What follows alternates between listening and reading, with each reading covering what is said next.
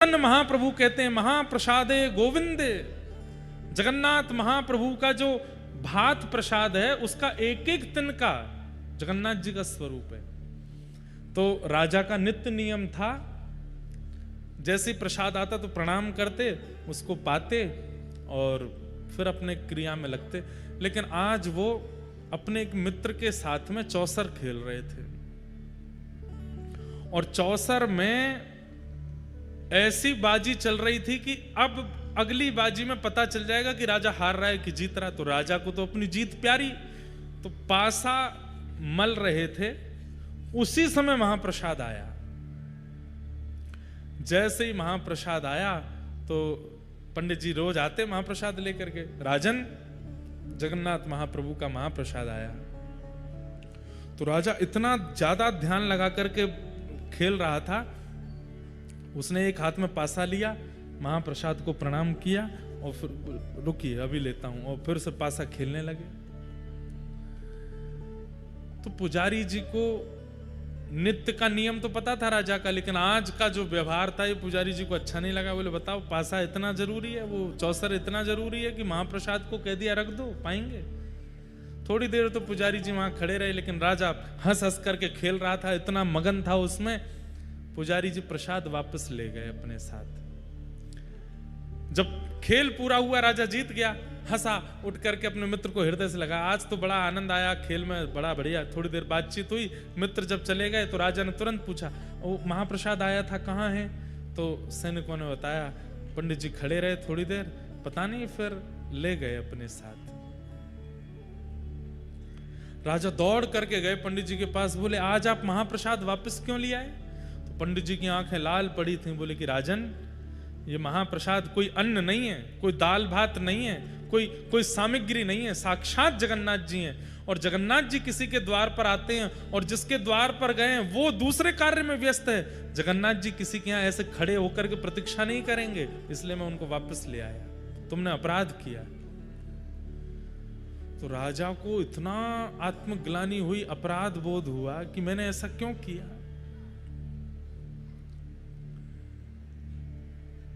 तो राजा ने, अब 2-3 दिन हो गए प्रसाद पावे नहीं, सोवे नहीं, उसको आत्मग्लानि हो रही है। ब्राह्मणों की कुछ टोली अपने यहां बुलाई और आज सुबह ही मैंने ये कथा पढ़ी, इसलिए सुना रहा हूं। तो सब ब्राह्मणों से पूछे, अगर कोई व्यक्ति द्वार पर खड़े ठाकुर जी का अपमान कर दे, अपना नाम नहीं लिया, ये राजा का विवेक देखो, अपना नाम बोलूंगा तो ये लोग अच्छा बात बताएंगे। जैसे कोई व्यक्ति कह दे मेरे से भैया ये अपराध हो गया, तो सामने वाला ये तो कहेगा कोई बात नहीं भैया, सब हो जाता है, ठीक है, सब गंगा जी स्नान कर लो, हो गया सब ठीक, ये प्रायश्चित करा लो, संतों को भोजन करा दो, ब्राह्मण भोजन करा दो। तो राजा बोला अगर मैं कहूंगा कि मैंने अपराध किया तो ये सारे मेरे को कोई ना कोई युक्ति बताएंगे, अपने लिए ना पूछ करके किसी अन्य के लिए पूछता हूं। तो राजा ने कहा अगर किसी के द्वार पर भगवान आए हों और जिसके द्वार पर आए वो व्यक्ति ठाकुर जी का अपराध कर दे, अपमान कर दे, तो उसका दंड क्या होना चाहिए? हमें उसको क्या दंड देना चाहिए, ये बता दीजिए। तो पंडित जी बोले अगर कोई भगवान का अपराध करता है तो राजा को उसका त्याग कर देना चाहिए, चाहे वो प्रजा में से हो, चाहे परिवार में से हो, कोई भी हो। ठाकुर जी का अपराध करने वाले को राजा को एक ही दंड देना चाहिए, क्या? उसका त्याग करो। राजा बोले ठीक है, अब आप जा सकते हैं। अब राजा मन में क्या विचार कर रहे हैं, मैंने इस हाथ से अपराध किया, अब मैं इस हाथ का त्याग करूंगा, इसको कटवाऊंगा मैं। कैसे कटवाऊं? स्वयं तो काट नहीं पाऊंगा, अपने हाथ को कैसे काटूंगा? किसी और से कहूंगा तो कोई काटेगा नहीं। तो राजा ने क्या युक्ति बनाई, मतलब देखिए कैसी भगवत परायणता है राजा के चित्त में। 2-3 दिन से जानबूझ करके अपना चेहरा ऐसे बनाया कि बहुत चिंता में है। मंत्री जी ने 3 दिन बाद बड़े संकोच में पूछा, राजन आप बहुत चिंतित दिखते हैं, क्या बात है? तो राजा ने कहा मंत्री जी मैं तुम्हें बता रहा हूं, तुम किसी को मत बताना। बोले हाँ बताओ। रात में एक प्रेत मेरे कक्ष में आता है और उसका रूप स्वरूप नहीं दिखता, तो वो हल्ला करता है और खिड़की में से केवल अपना हाथ मुझे दिखाता है, और उसको देख करके मैं बहुत चिंतित होता हूं, भयभीत होता हूं, सामने आता नहीं है। उसकी मुझे बड़ी चिंता हो रही है, वो क्या करना चाह रहा है मैं समझ नहीं पा रहा। मंत्री बोले आप इतनी सी बात, आप चिंता मत करिए। बोले तो हमारी कुल देवी हैं, उनका खड़ग मैं लेकर के आऊंगा, उस खड़ग की नित्य पूजा होती है, और उस खड़ग को लेकर के मैं आपके कक्ष में सो जाऊंगा। आज रात में जैसे ही वो प्रेत अपना हाथ दिखाएगा मैं उसका हाथ काट दूंगा। राजा बोले हाँ ठीक है, तुम ये काम कर देना। मंत्री जी नीचे सो गए। राजा चुपचाप उठ करके गए, बाहर जाकर के खिड़की में से हल्ला करके जैसे ही अपना हाथ अंदर किया, मंत्री जी ने खड़ग उठा करके हाथ काट दिया। रक्त की पिचकारी निकलने लगी, लेकिन राजा तो प्रेमाश्रुओं से रो रहा था, आनंद कर रहा था। मंत्री जी ने उठ करके देखा, बोले अरे ये कोई प्रेत नहीं, ये तो हमारे राजा साहब हैं। चरणों में गिर गया, बोले भगवान आपने ऐसा क्यों किया? तो बोले इस हाथ ने ठाकुर जी के प्रसाद का अपराध किया, इस हाथ का मैं कैसे अपने पास रख सकता हूं, इसलिए इसका त्याग करना था, इसलिए मैंने कटवा दिया। महाप्रभु जगन्नाथ मंदिर में खड़े खड़े व्याकुल हो गए राजा की इस दशा पर। तुरंत अपने पुजारी जी को कहा कि सुनो, अभी इसी वक्त उस राजा को लेकर के आओ। राजा के पास गए तो हाथ कटा हुआ है, मल्लम पट्टी लगा रखी थी। मंत्री बोले ठाकुर जी ने स्वप्नादेश किया है, आपको बुलाया है मंदिर में। ठाकुर जी के सामने गए तो महाप्रभु जगन्नाथ जी अपनी ब्रह्म वेदी पर ऐसे झूम रहे थे। राजा बोले नाथ, आज मुझे लगता है कि मेरी सेवा पूर्ण हो गई। बोले क्यों? जैसे मेरे महाप्रभु के हाथ हैं, आज मेरा हाथ भी वैसा ही हो गया है। आपकी भुजा नहीं है, मेरी भी भुजा नहीं है, मैं भी वैसा ही हो गया हूं। लेकिन नाथ मैं आपको प्रणाम करता हूं। जैसे ही ठाकुर जी के सामने दंडवत किया, राजा का वह हाथ पुनः प्रकट हो गया। ठाकुर जी बोले मैं तुमसे बहुत प्रसन्न हूं, तुम्हारी इस भगवत परायणता पर मैं इतना प्रसन्न हूं। आज के बाद ऐसा कुछ मत करना, क्योंकि तुम्हारे चित्त में जो प्रेम मेरे प्रति है वो अद्भुत है। देह का चिंतन यदि व्यक्ति करता है तो धर्माधिकारी माना जा सकता है, लेकिन जब व्यक्ति अपने चित्त का चिंतन करता है और वो चित्त के कल्याण की भावना में सदा लगा रहता है, वही व्यक्ति परम धर्माधिकारी माना जाता है। और श्रीमद् भागवत यही करती है कि धर्म से उठा करके अब परम धर्म की ओर ले जाती है। ये भागवत का विषय है। कथा सुनने वाला व्यक्ति देहाभिमान से उठ जाता है, और उसको चिंता होती है कि मेरे चित्त का कल्याण होना है, मेरी आत्मा का कल्याण होना, और उसके कल्याण के लिए मुझे कुछ करना पड़ेगा। भागवत का विषय। दूसरी बात, भागवत का अधिकारी कौन है? परम धर्म के मार्ग पर चलने के लिए कौन सा ऐसा व्यवहार है जो आपको अपने चित्त में लाना पड़ेगा? बहुत ध्यान से सुनना। चित्त में काम है, क्रोध है, लोभ है, आदि आदि दोष हैं, आलस्य है, क्रोध है, मोह है, रहने दो, कोई बात नहीं। इन सबके सहित भी आप परमाधिकारी बन सकते हो। लेकिन एक दोष ऐसा है, वो अगर आपके चित्त में है तो आप परम धर्म के मार्ग पर कभी नहीं आ पाओगे। मतलब परम धर्म मतलब भक्ति के पथ पर आप कभी नहीं आ पाओगे अगर ये दोष आपके अंदर है। तो कौन सा दोष?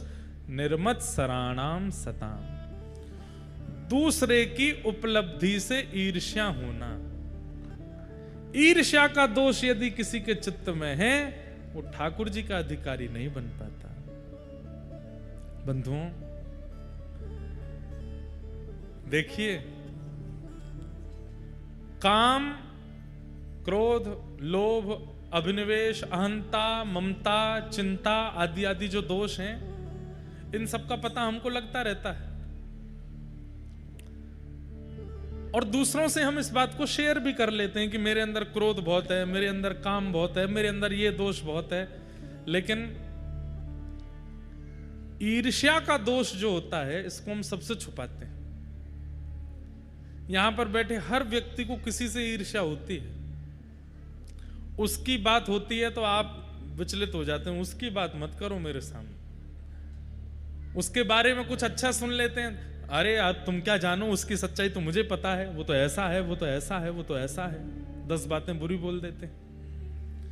ये ईर्ष्या का जो दोष है ना, अगर ये आपके चित्त में है तो आप चाहे कितना भी नाम कर लो, कितना भी भजन कर लो, कितनी भी कथा सुन लो, कितना भी आप नियम कर लो, ठाकुर जी आपको कभी नहीं मिलेंगे।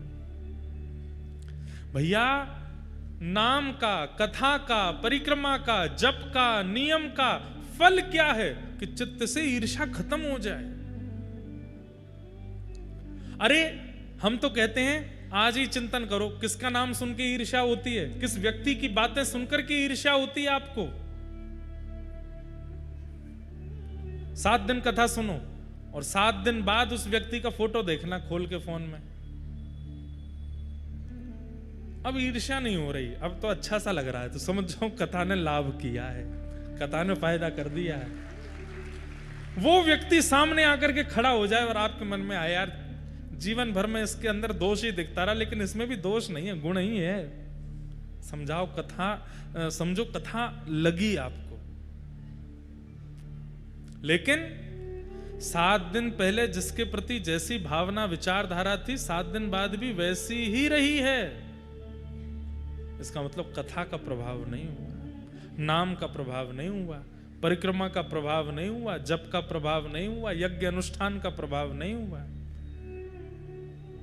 हर कथा, हर परिक्रमा, हर दर्शन, जितनी बार नाथ द्वारा जाओ उतनी बार आपके अंदर परिवर्तन होना चाहिए, उतनी बार आप बदले बदले आने चाहिए लौट करके, तो आपका जाना अच्छा है। साल नहीं तो हफ्ता में 3 बार जाओ, कोई फायदा नहीं। वही बात है कि डॉक्टर के पास हर हफ्ते, हर महीने में 1 बार चेकअप कराने जाते हैं, पर ना तो कचौड़ी छोड़ रहे हैं, ना घी छोड़ रहे हैं, ना मलाई छोड़ रहे हैं, ना शुगर छोड़ रहे हैं, चकाचक पा रहे हैं धुआंधार, और फिर डॉक्टर को जाकर कह रहे हैं आंखों के आगे काला काला हो जाता, कुछ करो ठीक हो जाऊं मैं। डॉक्टर कहेगा तुम ये नियम तो करते नहीं। भाई डॉक्टर के पास जाओगे तो फिर उसके बाद में कुछ परिवर्तन आना चाहिए ना।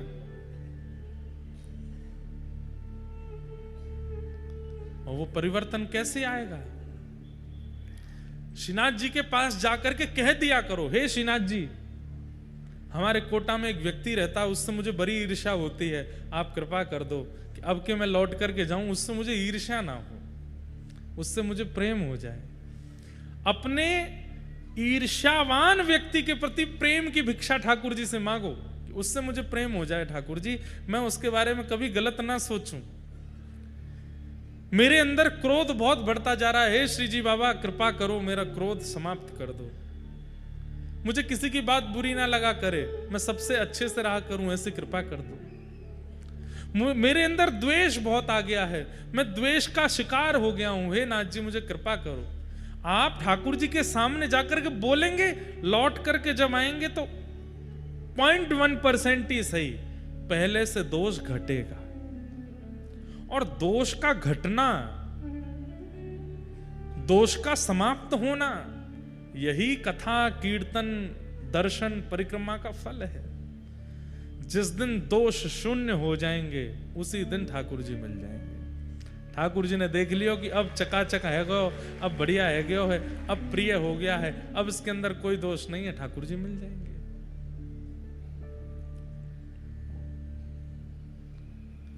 वास्तव में कथा सुनने का यही रूप है कि हम हमारे दोषों को काटें, थोड़ा कम करें, घटावें। 7 दिन के बाद भी कुछ नहीं बदला, वैसे कि वैसे ही रहे। पैसा अलग खर्च हुआ, समय अलग बर्बाद हुआ, मिला कुछ भी नहीं। इसलिए परिवर्तन की भावना से कथा सुना कीजिए। हम कथा कहते हैं, मैं अपनी प्रशंसा के रूप में नहीं कह रहा हूं, हर कथा में एक चीज से आगे निकल जाता हूं। मेरे को पता है कि मेरे अंदर दोष क्या है, ये दोष हैं, ये कमियां हैं, ये सब मुझे पता है। हर व्यक्ति को अपनी कमियां पता होती हैं। हर कथा में विचार करके बैठता हूं कि इस कथा में ये दोष का नाश करना है, इस कथा में ये कमी से थोड़ा ऊपर बढ़ना है। और नाश की बात बहुत बात की है, थोड़ा ठीक करें, थोड़े से ही आगे बढ़ा जाता है। अपने आप एक दिन देखेंगे कि सारे दोष नष्ट हो गए। अच्छा, सर्व दोष विमुक्त हो गए, इसका क्या प्रमाण है? अब आपके अंदर कोई दोष नहीं बचा। इसका प्रमाण क्या है? दीनता। जिस दिन झुकने लग जाओ, जिस दिन दीनता चित्त में आ जाए, जिस दिन सरलता चित्त में आ जाए, जिस दिन कम बोलने का मन हो, मुख पर एक मधुर सी प्रसन्नता रहती है, बस सुनने की इच्छा होती है, ना ज्यादा किसी को समझाना, ना ज्यादा किसी से बोलना, ना ज्यादा किसी से मतलब रखना, बस अपने चित्त से आनंदित रहना, प्रसन्न चित्त होकर के विचरण करना और अत्यंत दीन होना। सामने कोई आ जाए, देख जरा सा भी बड़ा व्यक्ति है, उसी को प्रणाम कर लेते हैं, उसी के सामने झुक जाते हैं, उसी को वंदन कर लेते हैं, समझ जाओ दोष विमुक्त हो रहे हो। कथा यही करती है। निर्मत सराणाम सताम। तो इसलिए अगर आपके अंदर ईर्ष्या है, सबसे पहले उसी की चिकित्सा करो। काम बाद में, क्रोध बाद में, लोभ बाद में, आलस्य बाद में, मोह बाद में, सब बाद में, पहले ईर्ष्या की चिकित्सा हो। ईर्ष्या इतना बड़ा पत्थर है, नाली में ब्लॉकेज हो गया, क्यों? भीतर कुछ भारी फंसा हुआ है, डंडा डाल करके उसको निकाल दो, सारा पानी अपने आप चला जाता है, जितनी गंदगी है सब अपने आप चली जाती है। अब आप क्या कर रहे हैं? नाली फंस गई है, अच्छा बहुत दुर्गंध आ रही है, क्या करो? परफ्यूम डाल दो। अब परफ्यूम डाल दोगे 5 मिनट के लिए सुगंधी रहेगी, उसके बाद फिर दुर्गंध आएगी। अब भी दुर्गंध आ रही है, अब क्या करें? उसमें तीर्थों का जल मिला दो। अरे भाई बढ़िया डंडा लेकर के आओ, नाली के भीतर डालो, कुछ फंसा है उसको निकालो, सारा पानी निकल जाएगा, अपने आप स्वच्छ हो जाएगा। ठीक वैसे ही हम में अत्यंत दोष हैं, और वो अत्यंत दोष कभी कभी हमको ही पीड़ा देने लगते हैं। तो हमको लगता है कि यार काम बहुत है, क्रोध बहुत है, मोह बहुत है, आलस्य बहुत है, ये सारे अवगुण मेरे अंदर बहुत हैं, अब मैं क्रोध को कम करूंगा, अब मैं लोभ को कम करूंगा। अरे भले आदमी, ईर्ष्या है भीतर, पहले उसको निकालो। ईर्ष्या रूपी पत्थर जैसे ही निकलेगा, जमा हुआ जितना भी गंदगी है, जमा हुआ जितना भी जल है, दुर्गंध है, धीरे धीरे सब समाप्त हो जाएगा। ईर्ष्या का नाश करो। व्यक्ति क्या करता है? काम पर वर्कआउट कर लेता है, क्रोध पर वर्कआउट कर लेता है, पर ईर्ष्या को रहने देता है। इसलिए बार बार बार बार बार बार दोष जन्म लेते रहते हैं। भागवत जी ने पहले ही आज्ञा कर दी कि ईर्ष्या दोष को नष्ट करो। वैद्यं वास्तवमत्र वस्तु शिवदं तापत्रयोन्मूलनम्। वैद्यं वास्तवमत्र वस्तु शिवदम। श्रीमद् भागवत क्या कराती हैं? कृष्ण से संबंध कराती हैं। ठाकुर जी कोई अपने लगने लगते हैं, ठाकुर जी से एक नाता लगने लगता है। कथा सुनने के बाद में कई लोगों को ऐसा होता है कि मंदिर जाते हैं ना, आंखों में अपने आप पानी आ जाता है, ठाकुर जी को देखेंगे अपने आप नेत्र सजल हो जाते हैं। ऐसा जिसके साथ भी होता है, ठाकुर जी को देख के धाम में जाकर के, वैष्णव को देख करके, कथा में आकर के, या भगवत संबंधी किसी भी चर्चा को सुनकर के नेत्र सजल होते हैं, उसके लिए ये पंक्तियां हैं। क्या? कई जन्मों से बुला रहे हो, कोई तो नाता जरूर होगा, नजरों से नजरें मिला न पाऊं, मेरी नजर का कसूर हो। मीराबाई पूर्व जन्म में माधवी नाम की गोपी हैं। जब मीरा बनकर के आई मेड़ता में, बचपन से उनकी स्थिति ऐसी, कथा में जाती हैं रोती हैं, संतों को देखती हैं रोने लगती हैं, ठाकुर जी का विग्रह देखती हैं तो रोने लगती हैं। उनके घर वाले पूछते हैं मीरा तू रोती क्यों? बोले मुझे ही नहीं पता, इनको देख के रोना आता है बस। क्यों? क्योंकि हम नहीं समझ पाते हैं, पर ठाकुर जी से हमारा पूर्व का कोई नाता है, कोई संबंध है। हम या तो पूर्व जन्म में ठाकुर जी के बहुत अति सामीप्यवर्ती कुछ रहे हैं, ठाकुर जी के सखा रहे होंगे, ठाकुर जी की कोई गोपी रहे होंगे, और नहीं तो गैया रहे होंगे, ठाकुर जी की आसपास घूमने वाली कोई चैंटी रहे होंगे, ठाकुर जी को देखा होगा। इसलिए अब उनकी लीला, चर्चा, गुण, ये सब सुनकर के भावुकता होती है चित्त में। क्योंकि हमारा शरीर नहीं जानता, आत्मा तो एक ही रहती है ना, वही चैंटी के अंदर थी, वही गैया के अंदर थी, वही ग्वाल बालों के अंदर थी और वही आज शरीर के अंदर है। आत्मा थोड़ी बदलती है, उसको पता है कि मेरा इनसे संबंध है। तुम ही तो मेरे माता पिता, तुम ही तो मेरे बंधु सखा हो। गाइए, तुम ही तो मेरे माता पिता, तुम ही तो मेरे बंधु सखा हो। कितने रिश्ते तुम संग मेरे, कोई तो नाता जरूर होगा। कितने रिश्ते तुम संग जोड़े, कोई तो नाता जरूर होगा। कई जन्मों से बुला रहे हो, कोई तो नाता जरूर होगा। कई जन्मों से बुला रहे हैं, कोई तो नाता जरूर। एक राजा थे, उनका नाम था कुलशेखर। क्या नाम था? कुलशेखर।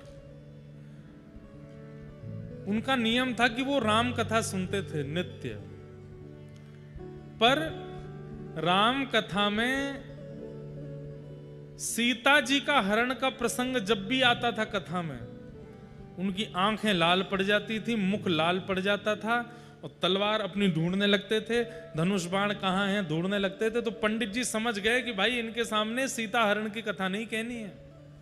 तो पूरी राम कथा होती, लेकिन रावण ने सीता जी का हरण किया ये नहीं बोलते थे वो, उसके बदले कुछ बोल देते थे, सीता जी भटक गई, खो गई, लंका पहुंच गई, ऐसे कुछ कह देते थे।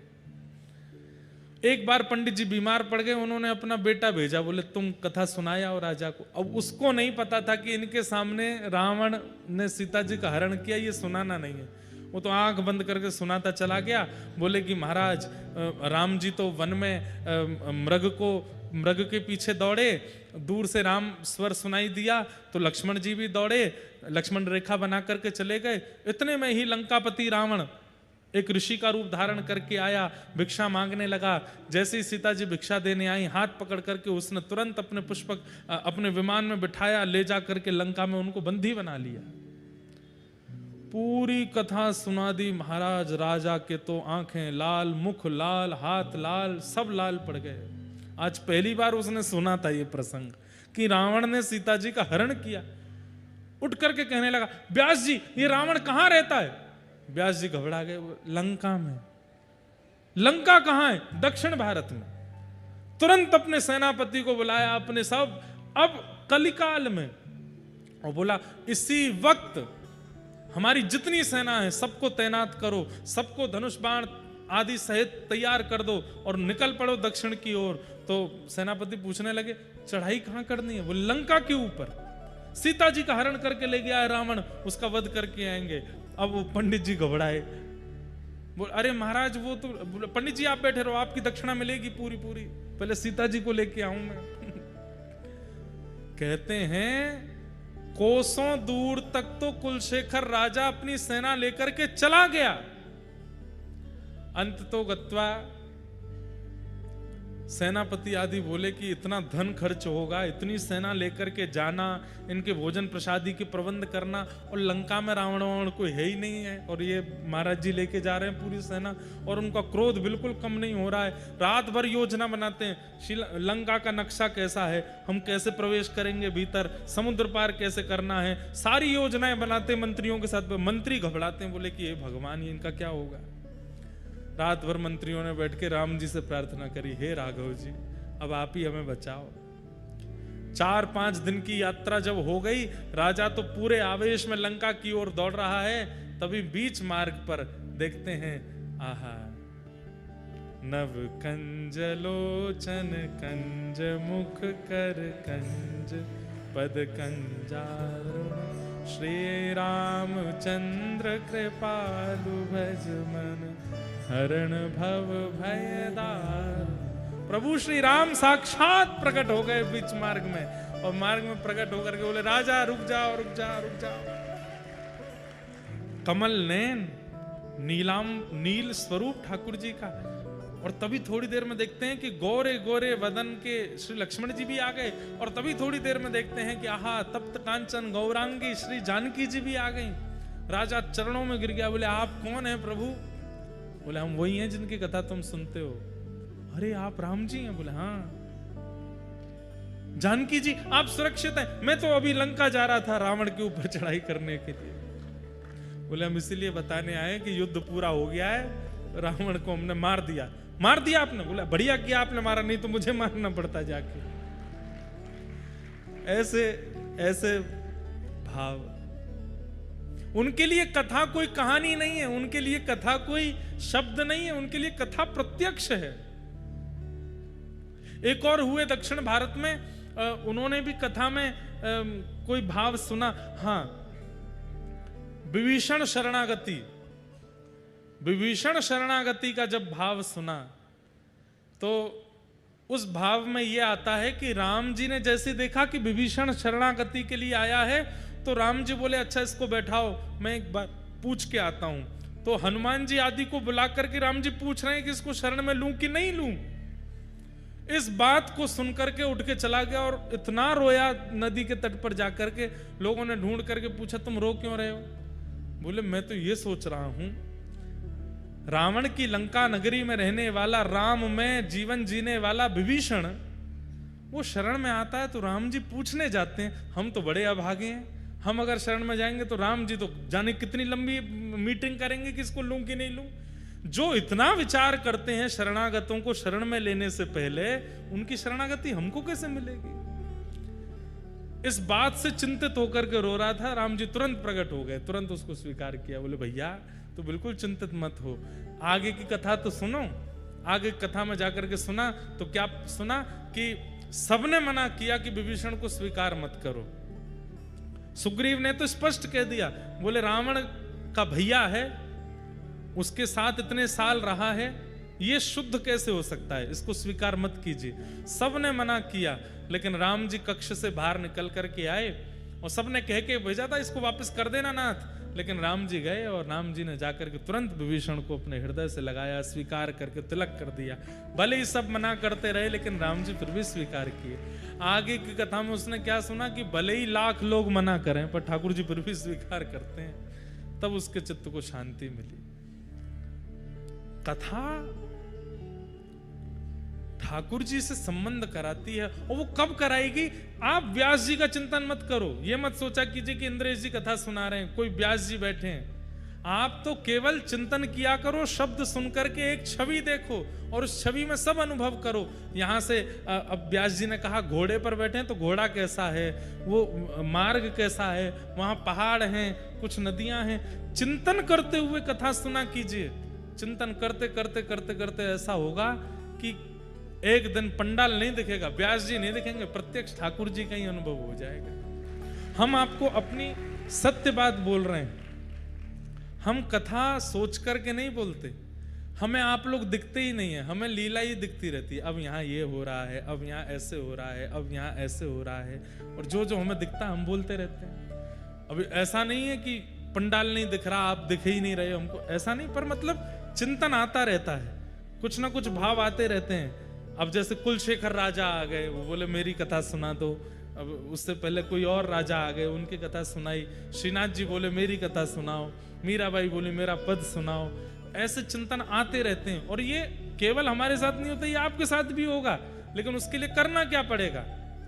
व्यास का चिंतन मत करो, व्यास की वाणी सुनकर के जो लीला चल रही है उसका अनुसरण करो, अनुभव होने लगे। वैद्यम वास्तव मत्र वस्तु शिवदम, ठाकुर जी से संबंध कराती है श्रीमद् भागवत की कथा। तापत्रयोन्मूलनम, तीनों तापों का उन्मूलन करती है। श्रीमद् भागवते महामुनि कृते किंबा परैरीश्वरः सद्यो हृदय वरुध्यते त्रिकृत भी शुश्रूषुभिस्तच्छणात्।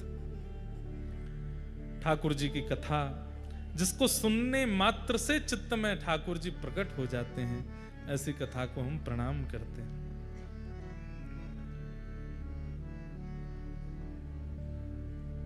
निगम कल्प तरोर गलितम फलम सुख मुखादमृत द्रव संयुतम पिबत भागवतम रसमालयम मुहुरहो रसिका भुवि भावुका। कथा सुनने मात्र से चित्त में ठाकुर जी विराजमान हो जाते हैं, चित्त में आकर के बैठ जाते हैं। श्रीमद् भागवत में इस बात को स्पष्ट रूप से कह दिया गया। बंधुओं, इन 7 दिनों में ठाकुर जी चित्त में विराजमान तो हो जाएंगे, पर असली दिनचर्या तो आपकी 8वें दिन से शुरू होगी, जिस दिन यहां कथा विश्राम हो जाएगी। घर पे आया मेहमान जितने दिन के लिए बोल के आया, उतने दिन में अगर चला जाए तो समझो खातिरदारी अच्छी नहीं हुई। लेकिन जितने दिन के लिए बोल के आया उससे अधिक रुक गया, समझो कि खातिरदारी हुई। या फिर जाते जाते रोने लगा तो समझो खातिरदारी बढ़िया हुई है। ठाकुर जी आपके चित्त में विराजमान तो हो गए कथा से, लेकिन वो सदा चित्त में स्थिर रहें, इसके लिए प्रयास आपको 7 दिन के बाद करना पड़ेगा। कथा तो हो जाएगी पूरी, पर वो ठाकुर जी चित्त से ना जाएं, ठाकुर जी सदा चित्त में रहने लगे।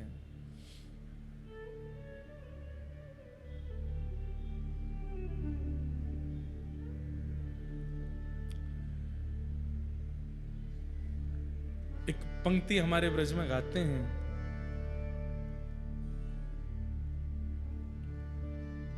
मन में बसे मेरे चोर प्रभु। मेरे मन में चोर हैं, काम क्रोध लोभ मोह। मन में बसे मेरे चोर प्रभु, उनको निकालो।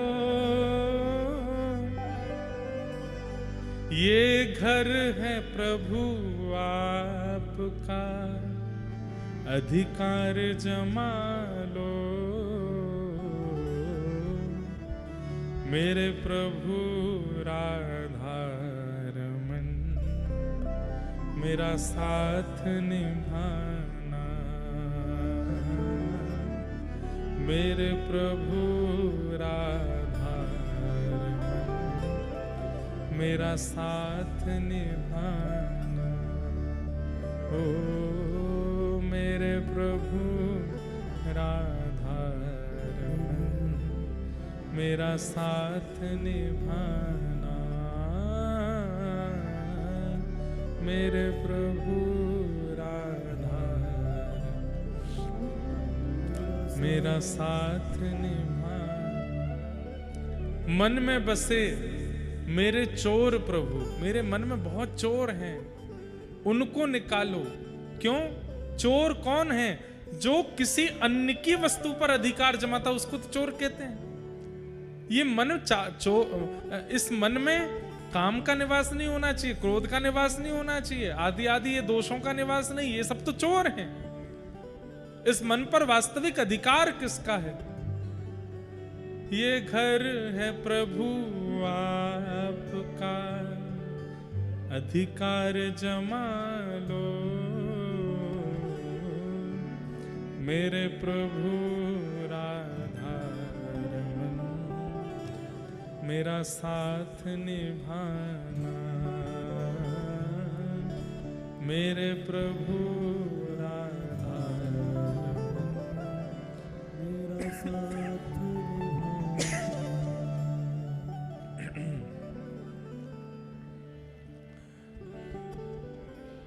हमारे व्रज में किशोरी जी से प्रार्थना करते हैं। हाँ हाँ, अभी हम बद्रीनाथ में थे, वहाँ एक महाराज जी हमारे साथ थे। जो लोग सोशल मीडिया पे फॉलो करते होंगे उन्होंने देखा होगा। बद्रीनाथ वाले पूज्य श्री योगेश्वर बालक योगेश्वर दास जी महाराज आज भी सुबह बागेश्वर धाम में वो साथ में ही थे। तो आप विश्वास नहीं मानेंगे, महाराज जी की आयु अभी 60-70 के आसपास होगी। आज तक वृंदावन नहीं गए, आज तक। राधा कुंड में रहते हैं, गोवर्धन में, या फिर बद्रीनाथ में रहते हैं। 2 ही स्थान है उनके, या तो राधा कुंड गिरिराज जी या बद्रीनाथ। पर आज तक वृंदावन नहीं गए। बाहर से ही वृंदावन को प्रणाम करते हैं, वहीं से निकल जाते हैं। लेकिन आप उनके पास बैठेंगे, उनसे जब चर्चा करेंगे, नेत्र सजल रहते हैं और श्री वृंदावन को याद करते रहते हैं। वृंदावन की एक एक स्थिति उनको पता है। व्रज कैसा है, वृंदावन में राधा वल्लभ जी, बिहारी जी, राधा रमण जी कैसा आनंद करते हैं, कैसा सुख करते हैं, वृंदावन में कौन सी गली है, परिक्रमा कैसी होती है, सब पता है उनको। लेकिन वृंदावन नहीं जाते। मैंने कहा बाबा क्यों ना जाओ? बोले ज्यादा ना जाऊंगो, फिर आऊंगो नहीं लौट के, वहीं रह जाऊंगा। बोले जीवन में एक बार वृंदावन जाऊंगा। आज भैया गए थे ना हमारे साथ, केशव भैया, वो भी दर्शन करके आए, बद्रीनाथ वाले पूज्य महाराज जी। अरे बालकों बैठ जाओ, ओ लाला, मैया तेने का ठानी मन में, बालक छोड़ दिए वन में, ले जाओ भैया कौन के हैं ये। तो बच्चे मिल गए, मैया खो गई हैं। हाँ ले जाओ, 2-3 लोग उठा के ले जाओ, एक प्लेग्राउंड बनवा दो बगल में। तो क्या बता रहा था मैं? हाँ, तो पूज्य महाराज जी बड़े छुपे रहते हैं, ज्यादा प्रचार में नहीं रहते, पर उनसे आप जब भी वृंदावन की चर्चा करोगे नेत्र सजल हो जाते हैं उनके। और उन्होंने नियम बना लिया है, बोले कि एक ही बार जाऊंगा वृंदावन, और जाऊंगा तो फिर लौट करके नहीं आऊंगा। मतलब कहने का अभिप्राय है कि वृंदावन में ही विलीन हो जाऊंगा, फिर वहां से निकलूंगा नहीं बाहर। और प्रतीक्षा कर रहे हैं, बोले कि बस कौन सा दिन आ जाए। अभी कुछ दिन पहले मेरे को फोन किए, बोले महाराज जी केली कुंज वाले प्रेमानंद जी महाराज जी को बोल दीजिए ना, उनकी संसार को बहुत जरूरत है, किडनी की हम व्यवस्था करा दें, हम अपनी दे देंगे, वो रहें, श्री जी आज्ञा करें। श्री जी बात करती हैं, श्री जी कह रही हैं। मैंने महाराज जी आप आ जाओ वृंदावन, एक दिन ले चलूंगा महाराज जी के पास, जब होऊंगा दर्शन करें आना। तो बोले, तो हंसने लगे, बोले हम तो वृंदावन आते नहीं हैं, हम तो वृंदावन जाते नहीं हैं। मैंने कि वो दिन कब आएगा? बोले कि बस जिस दिन आएगा वो अंतिम दिन ही होगा, जिस दिन हम वृंदावन जाएंगे। ऐसे अद्भुत महात्मा हैं। असली ब्रजवासी वो हैं, तन से भले वृंदावन नहीं जाते पर मन से पूरे समय वृंदावन में रहते हैं। भक्तिमती मीराबाई 52 वर्ष की आयु में वृंदावन गई। कितने वर्ष की आयु में? आधा जीवन व्यतीत करने के बाद। संख्या हो सकता है ऊपर नीचे होगी, पर मुझे इतना पता है कि अपनी युवावस्था के बाद भक्तिमती मीराबाई वृंदावन गई। वो तो सदा युवा ही थी, सदा बालिका जैसी लगती थी, क्यों संसार के विकार तो थे नहीं उनमें। इतने वर्षों तक वृंदावन नहीं गई, पर उनको जिसने देखा, उनको जिसने सुना, उनको जिसने अनुभव किया, मीराबाई जिसके सामने पहुंच गई, उसका वृंदावन वहीं प्रकट हो गया, जबकि स्वयं वृंदावन नहीं गई इतने वर्षों तक। इसका मतलब क्या है?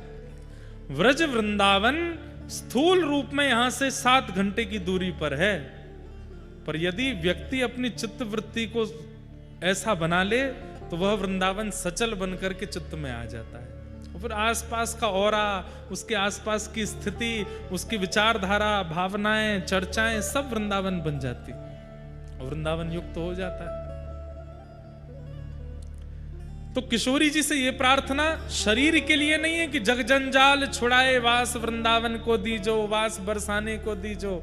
किशोरी जी से प्रार्थना है मन के जग जंजाल छूट जाएं। कई लोग तन से सब छोड़ देते हैं, तन से स्त्रियों को देखेंगे भी नहीं, पर मन में पता नहीं क्या क्या चलता रहता है। तन से ब्रह्मचारी बने घूमते हैं, पर मन में पता नहीं क्या क्या चलता है।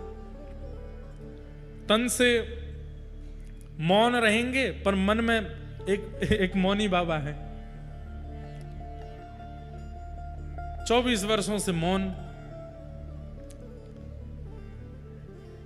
आज तक बोले नहीं, लेकिन उनके आसपास सेवक जब कुछ गलती कर देते हैं तो कागज पेन उठाते हैं, उसमें गाली लिखते हैं और गाली लिख करके पर्चा पर और सेवक पढ़ता है, बोले ये तुझे